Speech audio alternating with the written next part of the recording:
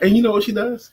Good morning. We're live. We're live. We're live. Oh, good morning. Good morning. Well, happy Friday to you guys. Happy Friday to you on this Shout It Out Friday. Today, you're going to lose some weight. Yeah. You're going to take a burden off of yourself. Take it off. You're going to lose some weight and a burden because we're going to talk about something today that's always around, but hardly we ever talk about. We're talking about today of letting guilt go, living guilt free, releasing yourself from guilt. Hey, Uzama. And hey, living guilt free. That's what I want to talk about today. Release, relate, and it's still Shout It Out Friday. Hey. So come on with it, Uzama. Come on with it, Miss Phyllis. Shout it out today. What was that thing we was just listening to called? Notebook LM. My wife put together Notebook LM on my behalf with information that she was able, content that she was able to gather. And we was just listening to a recording of two people discussing me. And it was wow. Some of the wording I would change, but overall, I'm saying 99 out of 100. Wow. I was very impressed. I thought you would be. There's one element that I think I would upload based upon even the conversation to sort of reshape it a little bit. Yeah, I would too. And that is your group presentation stuff. Well, no, I did. I don't know if I put any of that, but also your with your list of testimonials. I would upload you have a file that you have your bio, your testimonials, like and what people are saying about Brian. Yeah, I think I would upload that. But it's a really good tool. Once again, we're shouting it out on this Shout It Out Friday. That was something that we learned on Monday from our Google guru, Robin C. Stern. So it's now we're going to start the show. Let's open up with our initial introduction. Yes, and after these messages, we'll be right back. Ding! Whoa, I think I went too far. It's possible. Ding!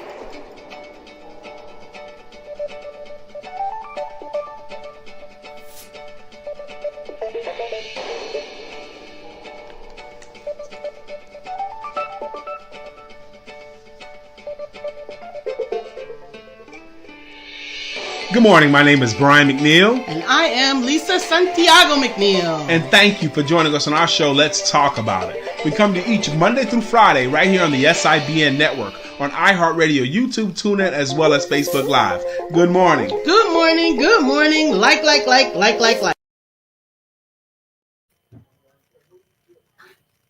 We're back, and welcome this fantastic Friday morning. We're excited. We're talking about an interesting topic I found. Brian sent it over to me this morning. We were talking just briefly about it. Living guilt-free. What is it? What would it mean to you if you were able to live guilt-free? That's actually one of the things that I gave up for Lent. I gave up guilt and shame. Yeah.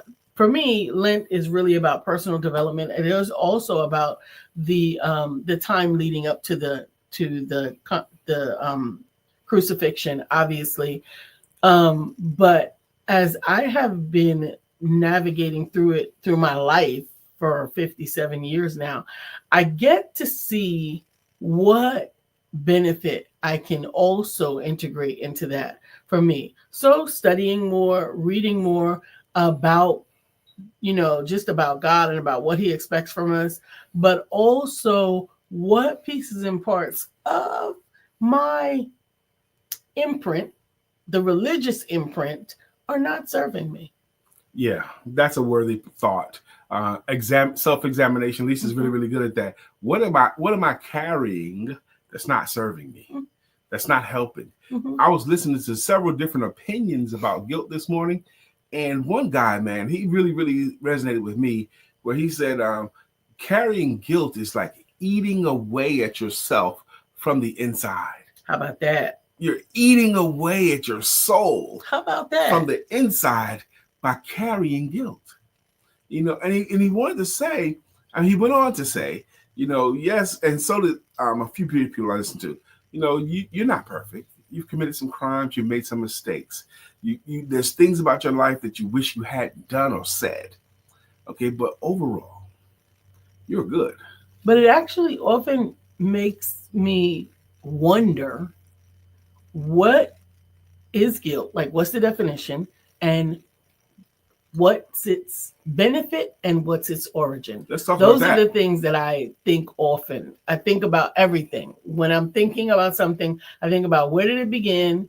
Why was it introduced? And what's its benefit? I have a thought on that too. Go ahead, please. Where it began. There's so many stand-up comedians that I could think of that talk about Catholic guilt or religious guilt. So you think Constantine had something to do with it? I didn't say that. Okay. It very well may be. But also how their parents would guilt them into things. And a lot of us have been victims of that. So too. now you're using guilt as a verb almost. Yeah. Okay. They're guilty. And exactly. It's a verb. It's not just a noun. Okay. It's not just a thing. It's so also. Define it without using the word. Define the word. Let's see if we could do it together. Okay. Let's see if we could do it together. And that's going to be interesting too. I just ran and make myself another cup of coffee, and I told my mother the topic, and she said, "Well, who's guilt free?" I said, "We're going to talk about it." She said, "Well, who?" I said, "We're going to talk about it." We don't know. We don't have the answer. We're hoping to get the answers together. I don't have an answer, so guilt free about so many things, about chocolate, like the guilty chocolate, right? Guilt free about a break, about a cigarette break, a smoke break, or whatever. Feeling guilty about these little things that oftentimes I think the thought about guilt is little things that you do that don't benefit the whole everybody, or even all of you. The little things that you do that possibly are not beneficial, but they might be fun.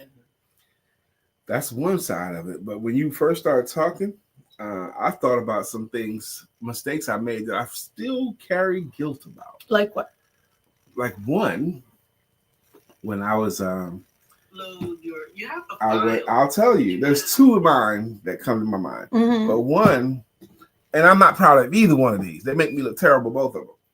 But one of them, I was probably early 30s, and at that point, I was living a blended family. I was getting my first two children every other weekend. Mm-hmm. Okay.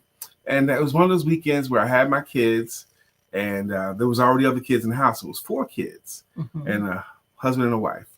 We went to church, and after church, because I did all the cooking at the house. After church, I come home and I'm preparing something for them to eat.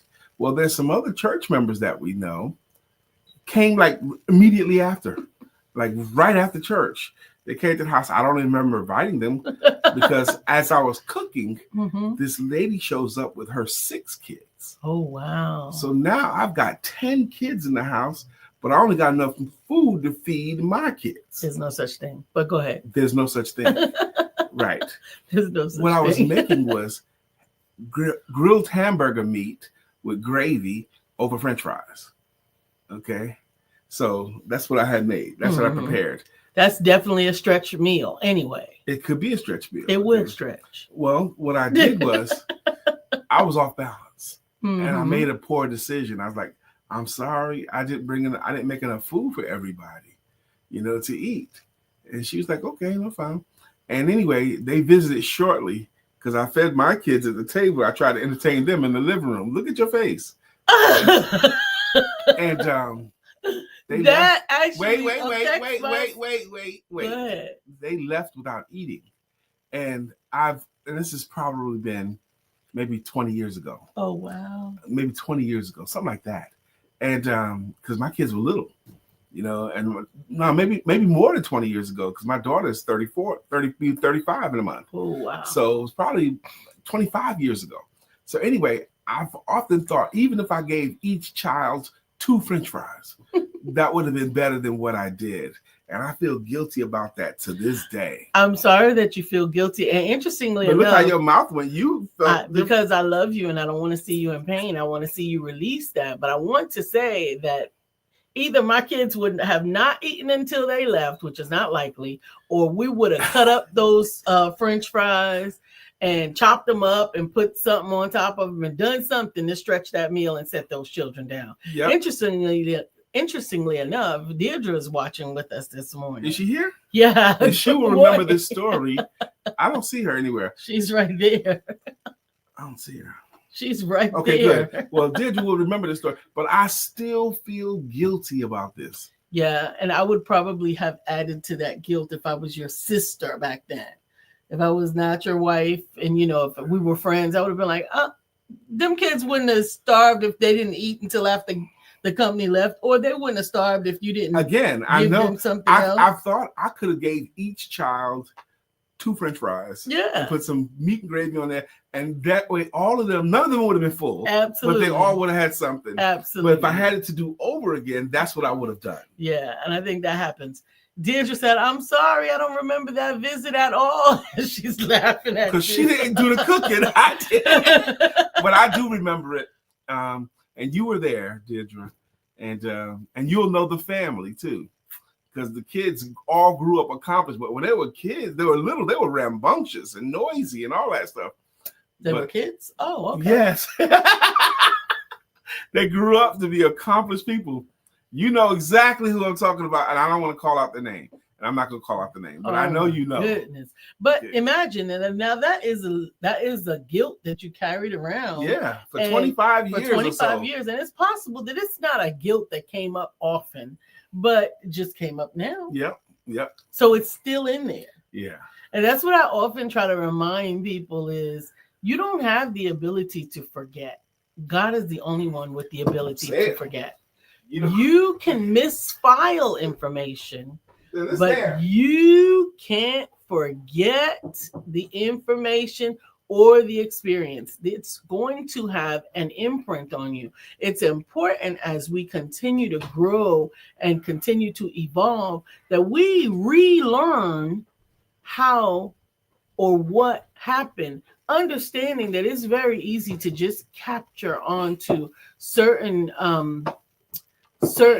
elements of it and almost misremember it, right? We often remember things from a perspective of a 30-year-old or the perspective of a 10-year-old, the perspective of an 8-year-old. Yep. It could, you could, but understand with that perspective, if it's not serving you, reshape the perspective and release the guilt.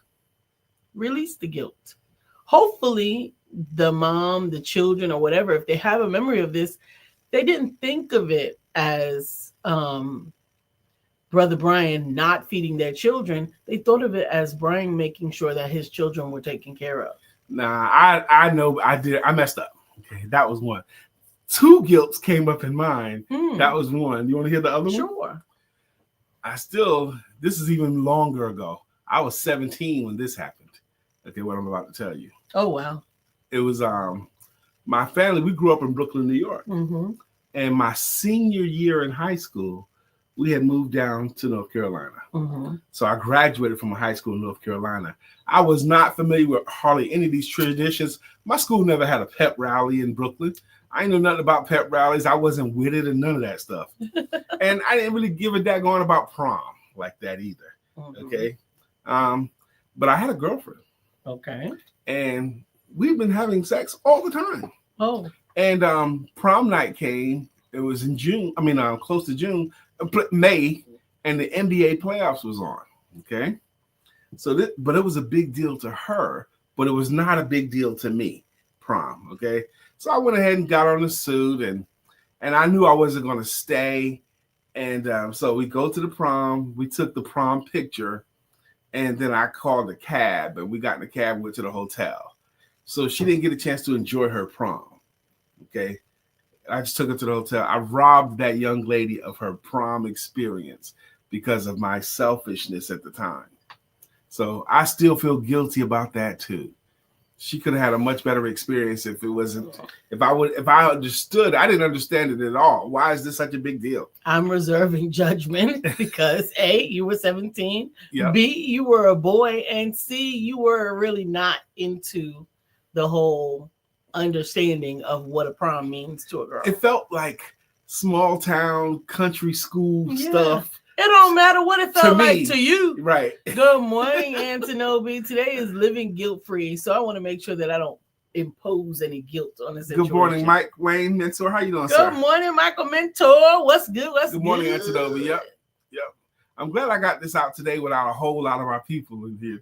You got it out. You needed to let it out. I think I did. So you think that does that help? Does that confession help with guilt? Come on, because we're trying to define I don't know guilt. if it helps or not. The reason why I say I don't know is after I finish confessing it, am I still going to keep it? Right, but that's what actually is what we're kind of tinker with here.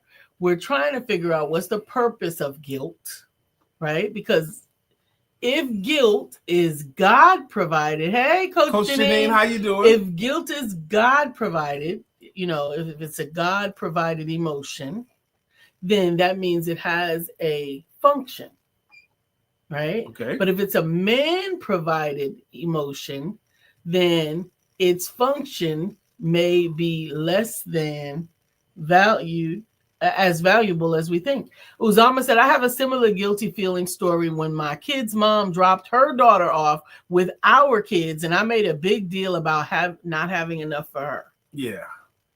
I just feel terrible about That's that. a difficult one as well. Yep. Yeah. That's a difficult one as well. I saw a TikTok the other day about a father who was going by to drop off his Christmas gifts to his 2 children with their mom who had 2 other children. Oh, God. And she said, thank you. Do you have gifts for the other kids in the car? He said, those other kids are not my responsibility. I would have given my kids their gifts at my house, but you have Christmas this year, so I am bringing them to my kids. I don't have a responsibility to your kids. Now, in that case, how do you feel about That's really an awkward situation. It's awkward. First off, he's right, but still, just because it's right, you don't do that to the kids.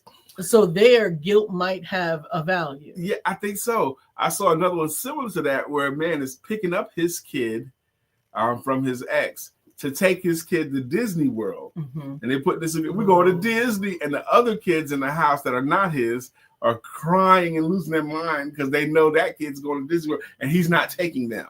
He's difficult. Only taking his kid. That's difficult. But it was a funny video that I saw. Yeah, that's difficult. But guilt. So in that case, in both of those cases, is guilt valuable? That's a whole different topic. And to that question, the more we talk it out, the less I think is valuable. Mm-hmm. I'm thinking it's less and less valuable to almost no value at all. Other than I'm not going to do that no more. Okay. I won't go that way again. Or I've learned from that experience. It's interesting to me that Deirdre didn't remember that at all. Well, it wasn't her. Well, it means faux pas, if you didn't see the crime that I committed for some reason. Maybe. And who else saw it as a crime? Did that sister that brought the kids over, did she see it as a crime? It depends. I never talked to her about it. It depends. But living guilt-free, we talked about... No, correction. Okay. I did talk to her about it. Uh-huh. About 10 years afterwards. Oh, wow. And I said, look, I wanted to apologize. And you know what? She didn't remember the incident at all either. Mm-hmm. She didn't even think of it. I don't remember it like that, Brian. That's not how I remember it. That's interesting. Mm-hmm. Thank you, Uzama. He is remembering that it is also Shouted Out Friday. Introducing new SalesTool.com, the game-changing platform for sales professionals. Our innovative tools streamline your sales processes, boost productivity, and help you close deals faster. Unlock your potential with features that simplify workflows and enhance customer engagement. Elevate your sales game at newsalestool.com. What an appropriate... Thank you. First off, it's a great name. And what an appropriate thing, because I do believe business today favors speed. I think successful entrepreneur pursuits favors speed. And I think it's because the pendulum swing. Yeah. You know, at one time we tried to close fast, but then now we don't even try to close at all. Yeah, exactly. So they make sales cycles that could be one call. They make it long. They drag it out because they want to be liked. Good morning, Shirley. She says, in your case, in the case of the story where you were talking about the kids going to Disney, she said she would take them all. Which is fair. That's actually the way that I was raised by my great-great-grandmother. You were raised, if you didn't have enough for everybody, don't bring it in the house. Right. And that's if she's taking us out to dinner and you're with us, we're all eating. We all gotta go. We all gotta eat something. If you're not in the house, now that's different. But if you're in the house, you're gonna get treated the same way. You're gonna get treated the same way. She's gonna take, and this is something that I actually adopted as well. There was no such thing as not enough.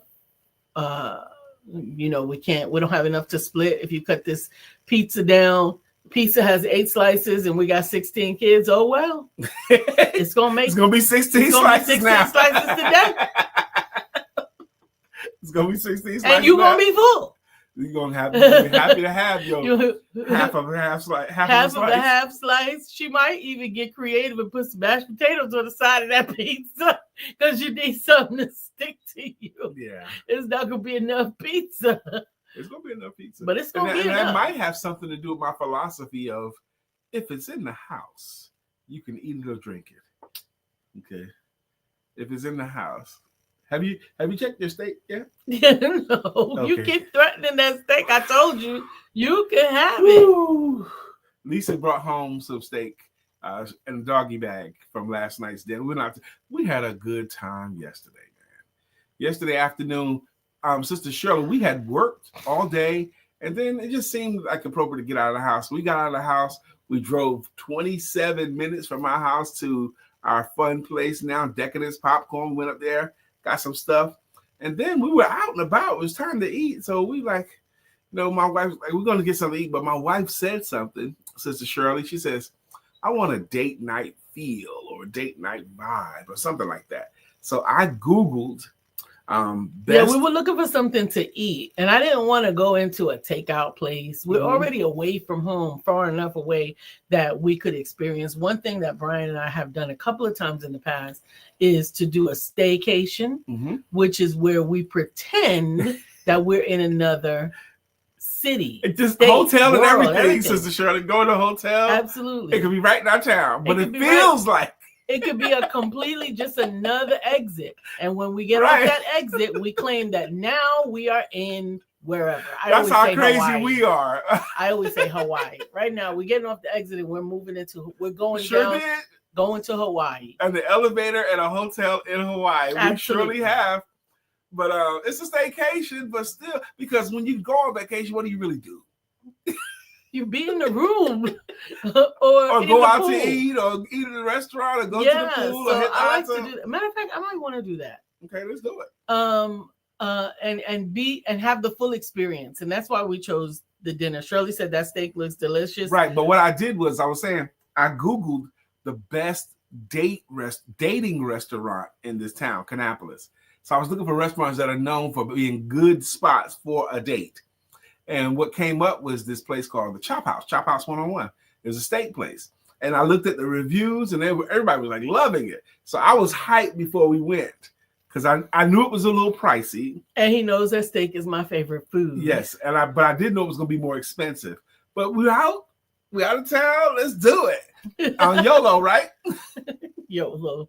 Yeah, and it was not. Shirley says that steak looks so delicious. My steak was the bomb. Shirley, I got a ribeye.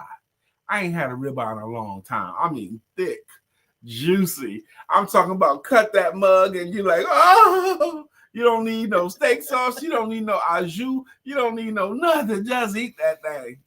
I'm glad. I enjoyed it. I enjoyed my company. I enjoyed our conversation. We actually had some fun times. Shirley said, introducing new wedding suite and 4x6 cards. Go to forever.com/ambassador/Shirley Wyatt, and you can check them out for yourself. That sounds interesting. New wedding suite and 4x6 cards. What's the wedding suite? That sounds interesting because this is March.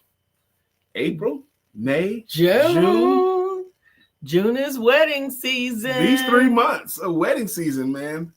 April, May, and June. People get married around this time of year. We got married on April the 23rd. That's right. So next month.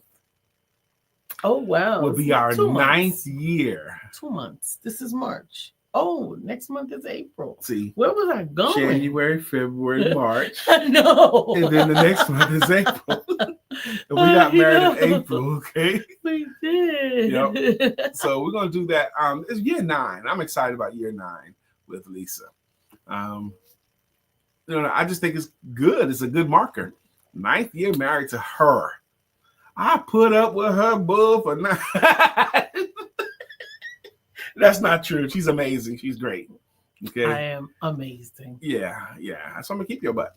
So today's topic is still Friday. It's still Shout It Out Friday. Mm-hmm. But my thought coming into here was living guilt. And then the question could be, how do you know if you are? How do you know if you are living guilt-free? How do you know that you let go of guilt? How do you know if you let go of guilt? That's an interesting thought. Mm-hmm. Is it possible that if it no longer pulls you? Yeah, if it no longer impacts you like that, you let it go. Yeah. If it can't move your emotions anymore. Good morning, Brother Dwight. Good morning, Peggy. Peggy, I would love your thoughts on today's topic because of who you are, Peggy. I'm not sure how much of the show you've caught, but today's topic is living guilt-free. And can you letting go of guilt and how guilts are eating away at you from the inside and how it's slowing you down because you're guilty. And very often, as we've explored here already, some of the guilts we have happened so long ago. But and you know what I'm thinking about? It took a lot of effort to hold on to the guilt. It takes effort to hold on to it. It takes effort to hold on to it. I don't know if that's true because it doesn't sound like you intentionally held on to that. I had to have intentionally because I couldn't let it go. No, you got to remember what I said. You don't have the ability to forget it. You have not yet reshaped it or recategorized it. But it still moves me though inside. Yeah, so I think it's not about forgetting the guilt. It's about re-understanding the guilt and re-understanding yourself as it relates to that. Because I'll tell you about some big guilt that I had. And this is big. Rachel. So my first marriage, my first husband was a long marriage. We were married for almost 22 years. And I never, ever considered that divorce could be possible. And it was not that I didn't think that divorce was possible. I knew that people got divorced. I knew that there were divorce lawyers and divorce courts and all those things. But I had decided in my mind that that divorce was going against the covenant that I had made with God. Mm-hmm. Not about my husband, but about the covenant that I had made with God. And because of that, I refused to break covenant with God. Okay. And for that, I believe our marriage lasted a lot longer than it might have. Now, this is you coming from retrospect, thinking back on it. Yeah. Okay. So when I finally got to the place, because I didn't think God would forgive me. To be quite honest, I didn't want to break covenant because I didn't think I would be forgiven. But it was in a moment that I had a consultation with he wasn't a client. He was more like a member of the church that I was attending a ministry. And that person came in and they shared with me a tremendously ugly story. Ugly in the sense that we all know that sin is sin and there's no levels of sin, but there are certain sins that make us go, oh, that make you want to clutch your pearls. And he had one of those sins that he was revealing. And of course, I'm not going to say who it is or what the sin was. But the moment that he said that, in the moment of that conversation, I said, don't you believe that the blood of Jesus could forgive you for even this? And he said, yes. And I said, oh. Yep. You got it? because I just got it and I gotta go. And I left. And that was the first conversation that I had with my husband at that time, that we shouldn't be together. That it wasn't about breaking the covenant with God, but it had interestingly become about believing that God could forgive me. Yeah, and we smart people, we're intelligent people, but we ain't that smart without God's help. And that's what God was delivering that message to you and that person. And you got it when you supposedly have gotten it, you know, and that was that. Absolutely. And I think that's the amazing thing about God. I've been talking about God all day today. Actually. God is about, I think that's what God is about. I think that you find the definition and or the reason of guilt in the understanding of forgiveness. Say that one more. The definition of guilt and the understanding of forgiveness. I think you find the definition and the reason for guilt in the understanding of forgiveness. Okay. To be quite honest, I think that the forgiveness part is the more important part. I can't see for a second. All right. We did that. We did that. I'm trying to, but I can't see yet right now. Give me the thing then. Stop. I think there's one above. Okay, hold it. The state looks up. She says, Shirley says, so much love and fun on our date. And Shirley goes on to say, you just pray and ask God's forgiveness and let it go. And give it to God. Give it to God. And let it go. And let it go. Amen. Shirley goes on to say, good morning, Vicky. Good morning, Vicky. Peggy says, sometimes it's hard to let go. I sometimes feel guilty about throwing myself into work to mask the fear of losing my mom. I feel guilty that I wasn't there as much as I possibly could have been. Yeah. Interesting. And a lot of people bear that guilt. They didn't get a chance to say goodbye the right way, or wasn't there enough or more. Aunt Adobe says, interesting. How do you reshape guilt? Good question. I have a guilt that literally has an apartment in my mind. Yeah. Taking up residence, apartment. Rent free. All that stuff. Rent free. But I think that's where I think the value of that, and it has been used for years and years, is that the true solution to guilt is God. I don't know that was the intention, but I believe that having an opportunity to seek forgiveness, having an opportunity to find the place for unconditional love and acceptance, meaning that no matter what you did, I'm still going to love you, is what draws us closer to God. So it's quite possible that guilt and forgiveness do have a paradigm with one another. And purpose with one another. And I'm going to go along with that too. As another way to turn to God. You know, we have a friend of ours, Yasmin Young. She wrote a song, and she submitted her song to a gospel event, and they selected her song to be a part of the event. And she was so happy and excited. And I celebrated her this morning by telling her, first off, you took some steps. You wrote the song, and then you submitted the song, which means you gave God something that he could bless. Yeah. And look what happened there. And it's exciting watching God move. You give him something to bless. Amen. Sister Vicky, amen. She says, Dr. LisaSantiagoMcNeilll, I had a 19-year marriage, and I stayed for that same reason. Covenant with God. But then I realized marriage takes two, and clearly he wasn't equally committed, and he had broken covenant with infidelity. So glad I'm free. I'm glad you're free too. So glad I'm free in all caps. I'm glad you're free too. And I'm glad that you have found covenant with God in that. Understand it. So that's what also made it so difficult for me, because there was not infidelity, that we simply had not belonged together from the beginning. There was almost abandonment while being there. I don't even know how to articulate that any other way. But Kim, good morning. She goes on to say, I lost my first husband abruptly. And through that, I drew so close to God.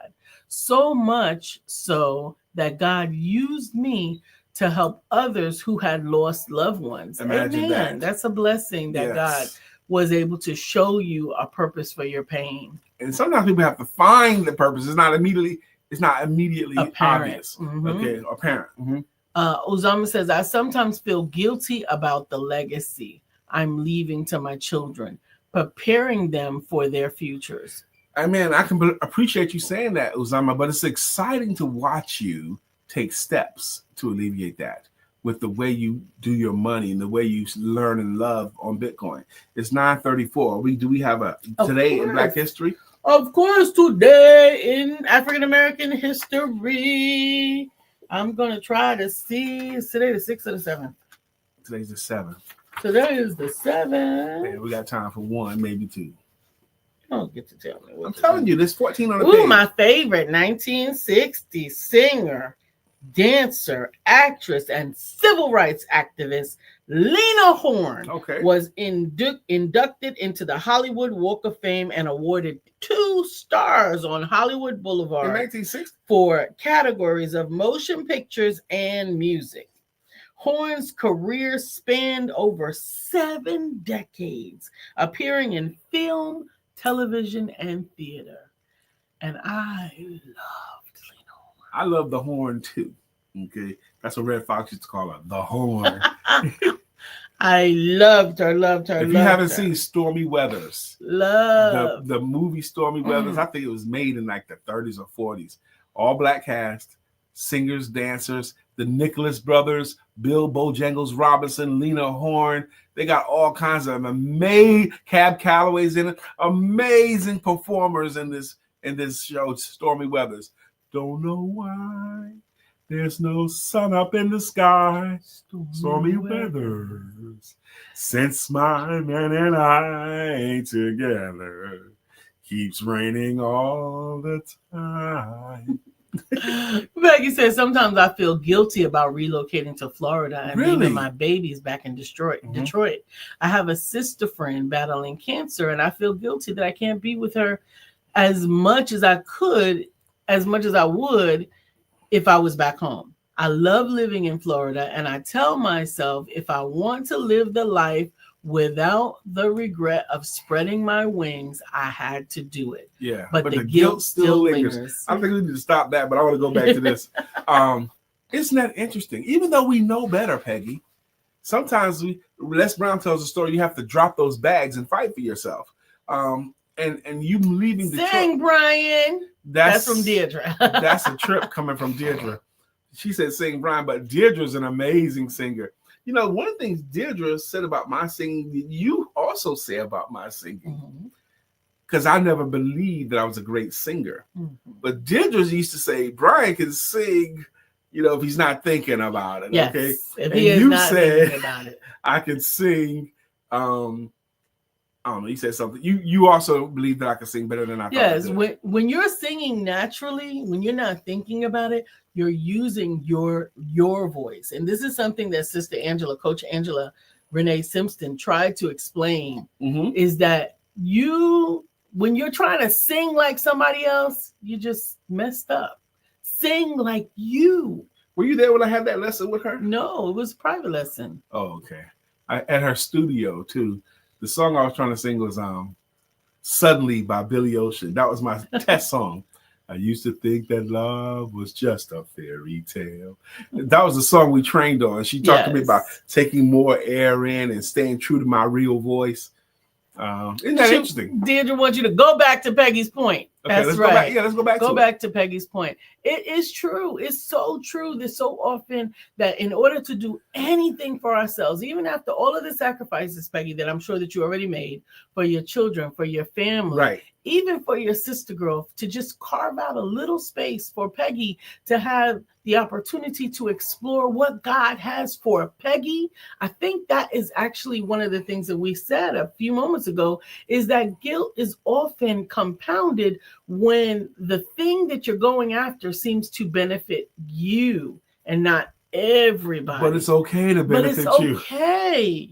Because I don't think that you could be all that you need to be for what God purposed you to be if you were tending to all of these other ancillary things. When we have too much going on, we can't be what we what we're supposed to be. My gal Friday used to say to me, how am I going to cure cancer if I know where the keys are? How are you going to? How am I going to cure cancer if I have to keep up with the keys, the car keys? Right. I get that. But I get that now. There's so many things. There's so many little things that are going on that, yes, they require attention. I will say yes, this too, they Peggy, require support. You uprooting yourself and moving yourself to Florida, from Detroit to Florida. You know Detroit.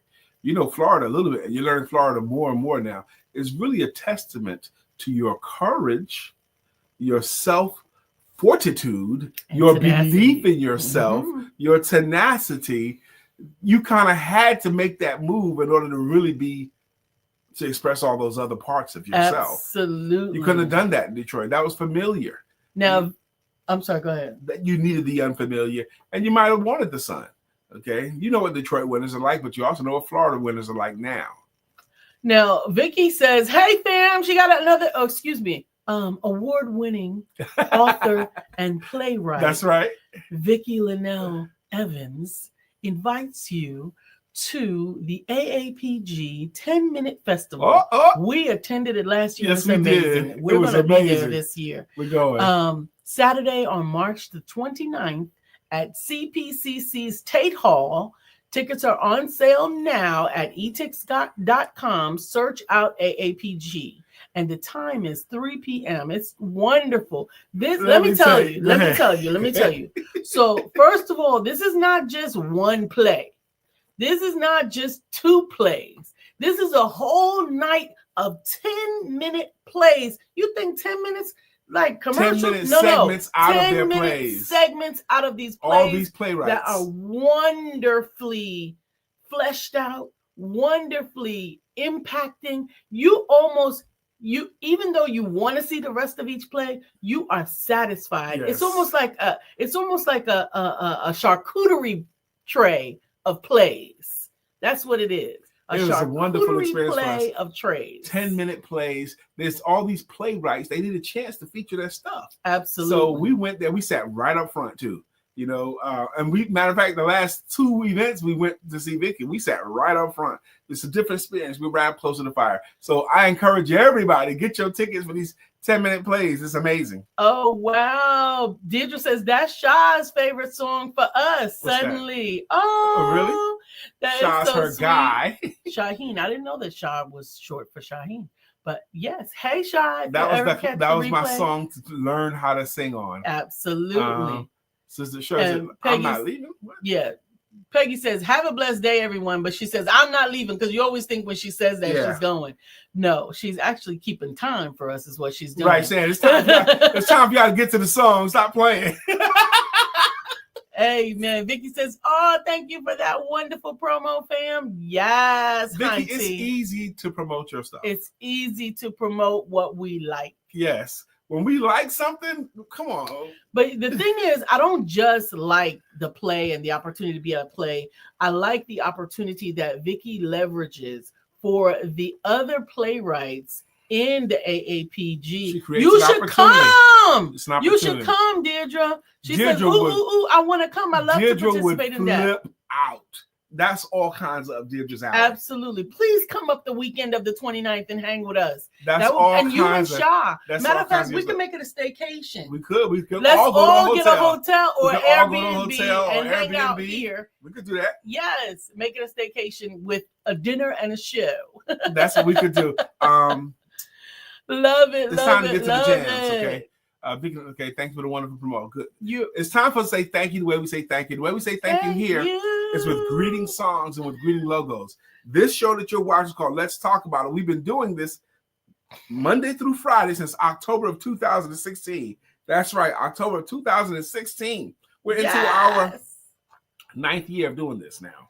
Deirdre said, we coming. Okay, good. So the way we say thank you is with greeting songs and with greeting logos. For example, Miss Phyllis George has one too, and it goes, Miss Phyllis is here. Miss Phyllis so is clear here. the way. Miss Phyllis is here. Miss now Phyllis we can all have a great day. Good morning, Miss Phyllis. Brother Good Uzama Ra morning. has a song. Bitcoin King, he's the Bitcoin King. Uzama. Bitcoin King, he's the Bitcoin King. Uzama. Deirdre Bruton, you're beautiful. You're beautiful to me. Right. We gotta work on it a We little bit love more. it. Deirdre, you're beautiful. It's 3 beautifuls before you do 2 okay. me. Let's try it again. You're Deirdre Bruton. beautiful. Wait, together. Okay, let's go. Okay. Okay. Let's go. You're beautiful. beautiful. 1. You're beautiful. You're beautiful to me. That's it. We love you, Deirdre. That's what we're gonna go with. Antinobi. This is one that we all can participate in. Put on your Nigerian voice. Sit up straight into your chair. Take a lot of air into your body and say, "Thank you, Antinobi." That's Antinobi's jam right there. Coach Janine, did we come up with one? Not yet. We gotta Coach come up with. Janine, you Coach deserve Janine, help one. us find something for you. It could be anywhere, any song. Something we can put your name in. Shirley DeJohnette. Wyatt will rock you, rock you. Shirley DeJohnette, Wyatt will rock you, rock you. Dear said, when it comes, she goes, consistency, longevity, love you guys. And she goes, you're beautiful to me too. Okay. Oh, we like it. So you like that. I'm glad you like it. We're gonna go with that then. I'm glad you like it. I'm glad you Dr. like Beverly. Peggy has a jam, and it goes in my Biggie Smalls voice. It goes, Peggy, Peggy, Peggy. Can't you see? Somehow your words just hypnotize me. She's gonna motivate you every day. Peggy J. Evans is here to stay. That's Peggy's jam. That's right. That's right. Vicki Lynn Evans got a jam too. Vicki Evans rocks. Steady. Steady rocking all night long. Vicki Evans rocks. Steady. Rocking to the break of dawn. Rocking to the break of dawn. It was William Brown who made it clear to me that sometimes people come on here to hear their song, and sometimes people come on because they need to hear their song. William Brown made that plain to me, so I love it. Decadence, popcorn on my mind. That's on Kimberly. Kimberly Marie Jackson. Oh, Kimberly. We have been spending money up in your store. We had to leave your store yesterday thinking we are tripping. Spending this much money on popcorn. But it was good. It's good. We got backups. We got bags now. We got bags that I can store now. We want enough to store. And prayerfully, I will be able to refrain from eating it all because I had a new flavor yesterday for the first time. Garlic palm, sweet, salty and savory is not typically my popcorn flavorization. You bought some garlic parmesan, but I tasted it and it was a taste explosion. I'm telling you, we trying stuff out up in that spot. Oh my goodness! I was like, what? This is different. What? Okay. Give me that. We're going to get that. I'm usually a cheddar and caramel. Yeah, and I like typically sweeter. The Carolina blend. Yeah, but that was good too. It was delicious. Uzama. Oh, we did Uzama. We did Peggy. Deirdre says, Deirdre. My whispers. Deirdre's a big Whispers fan. When we did pop, that's when the Whispers. And she says, I want to go there too, get some popcorn. You can actually order your Decadence popcorn. You don't have to come all the way to Charlotte or Kannapolis, but you can because they're really nice people. But you can order it at decadencepopcorn.com and get you some good. Go ahead. This is still Shout It Out Friday. Kimberly, if you're still on, put your links on there. Mr. J. Mattier's in the house. Get ready. Get ready. Oh, get ready.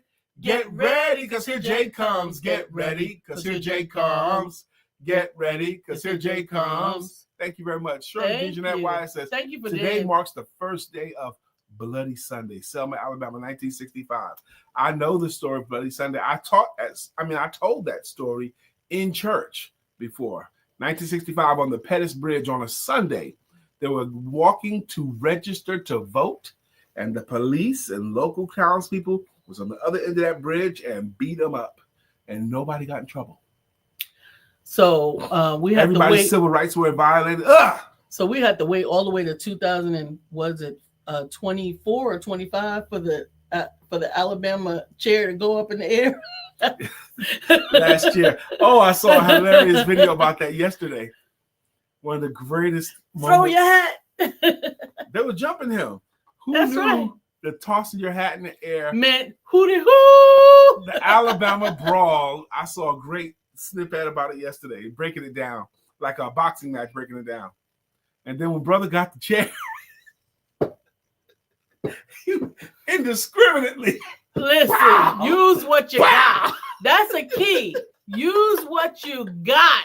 He didn't have nothing else, but he had that chair. One dude found a folding chair. What did he find that for? Honey, say less. What you gonna do is stop messing with my brother. Oh my God, that was hilarious. The fact that you guys can remember all your friends with their songs helps beat onset Alzheimer's. I will adopt this. Well, thank you. I hadn't even thought that. Interesting thought. It's making our minds sharp. I'm telling you, Sister Deirdre, is work. Okay. You might think it's easy. Sometimes we be here like, Sometimes we have to look at each other. Which one of us got the brain today? Where is this? Oh. Typically, but that's also brings us back to not being able to forget. You can misclassify, you can misput, which is why when someone says, give me a hint, when I say, give me a hint, we're talking about Damona, we're talking about somebody else, they have to say something that will trigger our memory. And then we'll get it. And then we'll remember. Right. And then we'll remember. But that's actually something that I leveraged when I was sharing it with a girlfriend who had a mother who was dealing with Alzheimer's. And I said, let's have a day where we're not trying to get her to remember. That we're just wherever she is. And we just walk that walk with her. Whatever memory she has, because they're going to have some relevant memories. They might not be on what you want to talk about, but whatever it is, just talk about that. I'm going to share this quick story. Mel Blanc, who did the voices for so many of those Bugs Bunny, Daffy Duck, and Porky Pig voices. He did a lot of the characters on the cartoons that we grew up on. Yes. Well, Mel Blanc was in a horrible car accident, and he went into a coma. And he was in the coma, and the people was trying to talk to him, trying to help him could get out of the coma and all that kind of stuff. So one day the doctor came in, and he had been in the coma for a long time.